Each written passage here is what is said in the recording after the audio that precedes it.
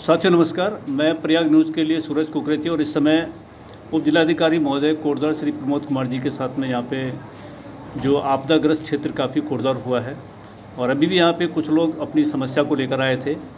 और सिम्बल चौड़ एक ऐसी बस्ती है जहाँ पर कि कुछ तो अनधिकृत रूप से वहाँ पे लोगों को बसाया गया है। और लोकतंत्र में जहाँ होता है कि जहाँ भी पब्लिक होती है वहाँ पर उनके मतदाता सूची में उन्हें अंकित किया जाता है, लेकिन उन्हें मालिकाना हक आज भी नहीं दिया गया है। और ये कोई कोटद्वार नहीं, पूरे देश में इस तरह का एक निज़ाम है।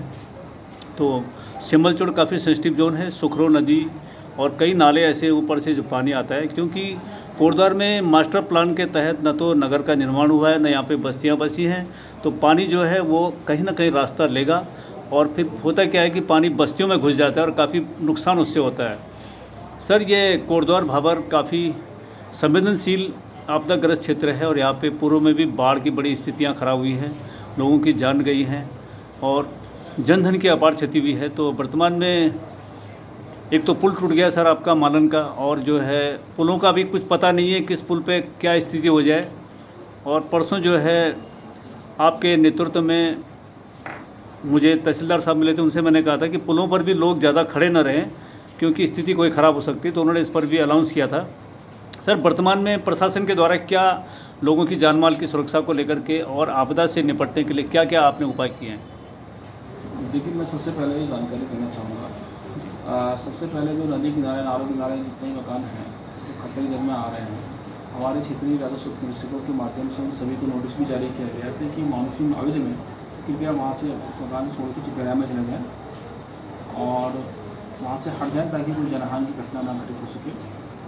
और इस संबंध में मैं ये भी कहना चाहूँगा कि हम लोगों में नदी में जो नाले हैं, जहाँ जहाँ पर खतरे के पॉइंट्स दिखाई दे रहे हैं, जहाँ पर मलबा ज़्यादा एकत्रित हो गया है, वहाँ पर सिंचाई विभाग के माध्यम से जेसीबी की मदद लगा करके उस मलबे को साइड में किया जा रहा है ताकि मलबा से जो उसका जो जल प्रवाह है वो एक सही दिशा में जा सके। अच्छा, दूसरा जो पॉइंट है आप लोगों का ये कहना था कि हम लोगों ने जो मालन पुल है, मालन पुल टूटने के पश्चात एक वैकल्पिक मार्ग का निर्माण भी हम लोगों ने करना शुरू कर दिया है और उसमें कल एक खाली ट्रक भी कुछ वहाँ से रवाना किए गए थे ताकि ताकि जो है वहाँ से लोग अपना आवाजाही कर सकें। और इसमें हम लोग पूरी कोशिश कर रहे हैं कि ताकि एक वैकल्पिक मार्ग हमारा ऐसा बन जाए जहाँ से भारी वाहनों को कोई दिक्कतें ना हो सकें। नहीं सर, जैसे वहाँ फैक्ट्रियाँ हैं, इंडस्ट्रियल ग्रोथ सेंटर है, इसीलिए तो उनके लिए उनके भारी वाहन जो है उनके लिए तो कर्णाश्रम वाला भी रास्ता जो है वो सूटेबल नहीं है और उन पुलों का भी कुछ पता नहीं है।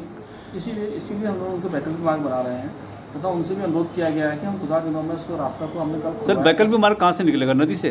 बिल्कुल, वैकल्पिक मार्ग नदी से निकलेगा। माल नदी को पूरी करके मैं बताना चाहूँगा आपको कि कल ही बड़े ट्रकों ने कुछ पार किए हैं जी। अभी वो खाली ट्रक थी, कम माल लेकर पार किया है। ट्रायल बेसिस पर हम लोग उसको चलाया था। नहीं, अगर नदी सर ज़्यादा जलस्तर बढ़ता है या जैसे नदी विकराल रूप में आती है तो ऐसे में तो फिर अगर नदी विकराल रूप में जब आएगी जी, उस दिन डिफिनेटली उसको बंद कर दिया जाएगा जी। लेकिन वो एक टेम्परेरी बंद रहेगा जी। ऐसा होता भी आया है, कई बार रफ्ते बीच में आया था, नदियाँ बीच में आया था, कुछ समय के लिए टेम्परेरी आपको एक तरह से रोड आपकी टेम्परेरी। तो वहाँ पर आपकी JCB Poclain at a time रहेंगी वहाँ पर? जैसी नदी मतलब कुछ कम हुई आप उसको ठीक करके फिर आवागमन शुरू हो जाएगा? वो ठीक होगी, पानी कम हो जाएगा, जलस्तर कम होगा, वैसे जेसीबी लगा करके उससे फिर आवागमन शुरू कर देंगे। इससे काफ़ी हद तक राहत मिल जाएगी जब तक हमारा मालूम जो हमारे उद्योग हैं उसमें काम प्रभावित न हो। इसके लिए व्यवस्था की गई है।